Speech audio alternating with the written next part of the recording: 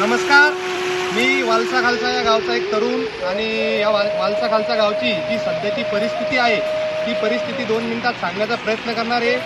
सन्माननीय या मतदारसंघाचे आमदार नारायण भाऊ कुचे साहेब यांनी आमच्या गावाला स्वातंत्र्य काळापासून पूल नव्हता, पण पुलाची मागणी केल्यानंतर त्यांनी आमच्या गावाला पूल मंजूर केला। त्याबद्दल आम्ही सर्व त्यांचे ऋणी आहोत।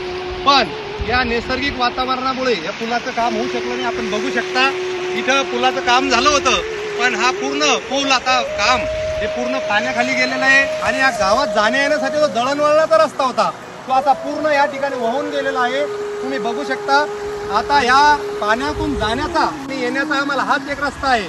त्यामुळं या गावातील शेतकऱ्यांना आपलं खत बियाणं गावात कसं आणायचं, आमच्या गावातील शाळकरी मुलांनी बाहेर कसं जायचं आणि या गावातल्या पीक असे असेल आमचे कसं करायचं, आमचं दूध व्यवसाय मोठ्या प्रमाणात आहे। म्हणून आमच्या गावची स्थिती आता खूप बिकट आहे। खूप गाड्या इथून जाता येता महिला असतात त्या खाली पडतात। आमच्या गावात एक गाडी सुद्धा येऊ शकत नाही। म्हणून या सन्माननीय आमदार साहेबांना माझी विनंती आहे की या गावचं आमच्यावर तुमचे उपकार आहे, खूप उपकार आहे। तुम्ही पूल मंजूर करून दिला, पण सन्माननीय साहेब आम्हाला थोडासा दळणवळणाचा जाण्या येण्यापुरता हा रस्ता आपण करून द्यावा।